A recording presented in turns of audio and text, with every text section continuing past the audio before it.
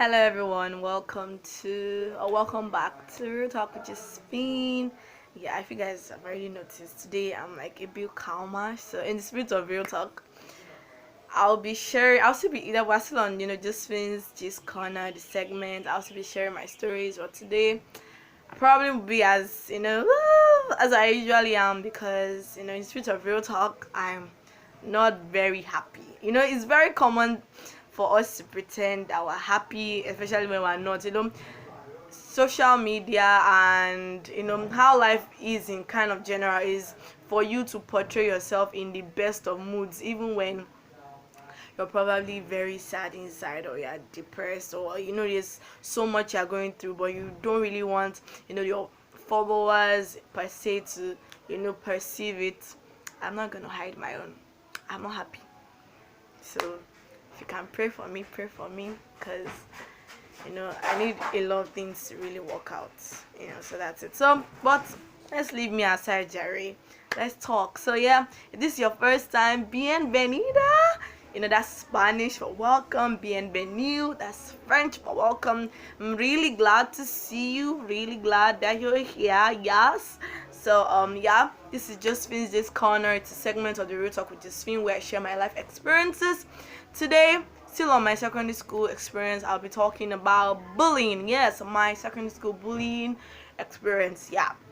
So bullying is something that is very common, from nursery school to primary school. You just find out that there's always this child who is getting bullied by some of his peers because of several reasons. Sometimes maybe because you're weak, you're perceived as a weak person, or just for unknown reasons. Sometimes because you don't behave like everybody else, you refuse to act and behave in the norm that everybody is going, and then you begin to have enemies. For me, it was cause like for me in secondary school was cause I refused to be like everybody else. It was cause I decided that some people say I'm a strong-willed person, even though when someone was told that to me and I was like, am I? I don't really know, but when I believe in something, I stick to it no matter what. It doesn't even matter what anybody else tells me. You can talk from today to tomorrow, except I come to except I'm able to see your point of view. But if like for example, my values now, I don't take them for granted. I do not take my values for granted. So if you can come and start telling me this, you're just wasting your time, because it will not change anything. Especially when I am 100% sure that what I'm doing is right. What I'm doing is, or the way I'm going is the right way to go. Then you're just kidding yourself. So it was like that for me in secondary school, and trust me, I got bullied a lot. I majorly started getting very much bullied since JSS3. Yes, because I changed schools after JSS2 and had to go to a new school because of my brother, and I was bullied a lot. First it was verbal abuse, and in this part of the world we don't really necessarily think about mental health. We're always about the physical health, our parents and our friends, and everybody in general does not really emphasize on mental health. But then it's like very important, because everything starts from here, from the mind, from the brain. When the mind is not settled, everything goes wrong. It doesn't even matter. Like right now, I'm in this phase where I'm trying so hard to concentrate on so many things, but like I don't know, a lot is just going through my head, and I'm not really able to concentrate. So you get, mental health is very important. So first it was like verbal abuse in school.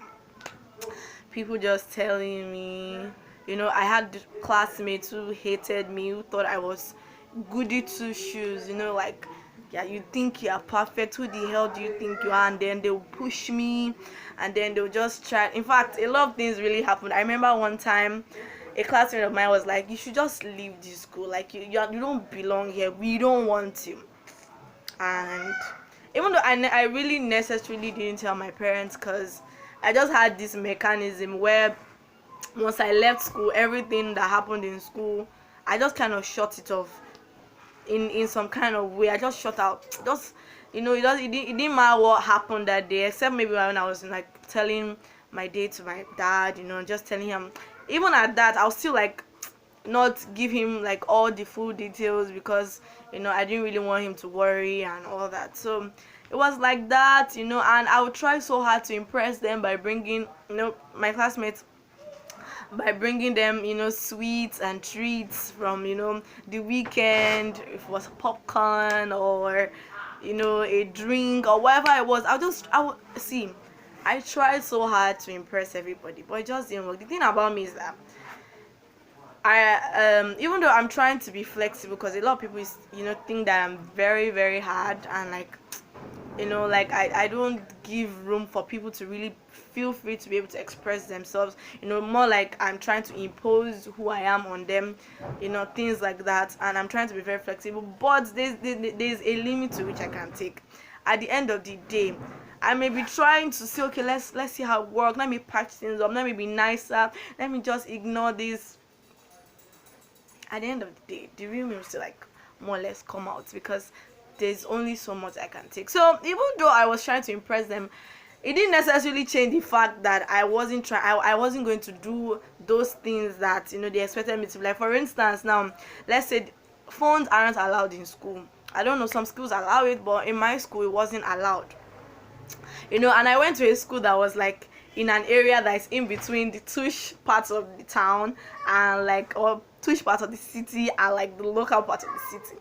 So you have, the tush kids who come, and you also have the local kids whose parents, are really, interested in making sure that they have a better life, and then they send them to my school. You understand? So you see, there's like a clash. So there's like the Raz kids are like, I will change it for you, and like the tush kids who kind of end up being semi-Raz, semi-tush, blah blah blah. So you get my point. So yes, that's how it was. And I remember I was trying to impress them, but then it wouldn't change. And the thing is that, even though I remember there was this one particular guy who, anytime he asked me for money, I would give him, just so that he would get off my back, so that he would stop troubling me. But it didn't work. He kept, and he was the same guy that was like, I should leave the school, that nobody wants to see my face, like nobody likes me and everything. And I feel like that really affected me self-esteem wise, affected me mentally, even though I didn't allow it to. Sometimes we might be going through a lot. I know someone who's very good at, pushing down her feelings. She doesn't really like to, dwell on them. Something bad happens. It's good in the sense that then you don't really have to persistently think about things. When things happen, if they don't go so well, you're able to shove it off. But then the side effect of that is that sometimes all of a sudden one day there's just an outburst, and it happened to me. Because of the bullying, and I told you guys I struggled with self-esteem, or low self-esteem. I had inferiority complex. I didn't feel really good about myself, and it was really a struggle. So even though I was really trying to like impress this person, and it didn't work, because bullies are just bullies. It doesn't matter if you try to impress them, they wouldn't necessarily really change. So yeah, and that happened. And one day there was an outburst. I remember, like, for a season I just became like a mute kind of. I was at home, and I would not necessarily talk. I wouldn't necessarily say anything. I would just be like there, and it was like very somehow for me. It was just, maybe like I was depressed or something. I didn't really know what it was then. I just knew I was really sad, and there was just this load of emotions that I was going through, and it was just really, really hard for me at that moment. And I was only able to go through that moment because I remember my dad had to talk to someone in church, and the person had to call me, like one of my pastors, and he had to talk to me, and that was how I eventually got better. And over time I've just found that the way to help myself when I go through depressing moments, or it's just to talk to someone about it. Yes, because I didn't necessarily talk to anyone about bullying and everything. I remember one time my classmate slapped me. Like, Yeah, it was a guy, and it was not funny. It was cause I told you that my classmate didn't necessarily did like me, even though they tried to accommodate me per se, tolerate me. It wasn't mutual. It wasn't. There was no flow per se because they just thought I was odd. That's the thing.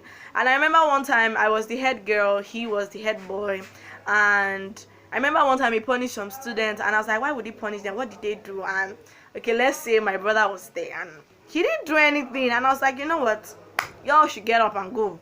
And then he was like, how dare you challenge me? Bah! It wasn't funny that he like it was not funny. Like it's to show you like that was one of the things about aside being pushed and just being verbal. I think it was more verbal abuse. I was really verbally abused. I remember one time as the head girl, on Fridays in school you're supposed to wear canvas, white canvas to school.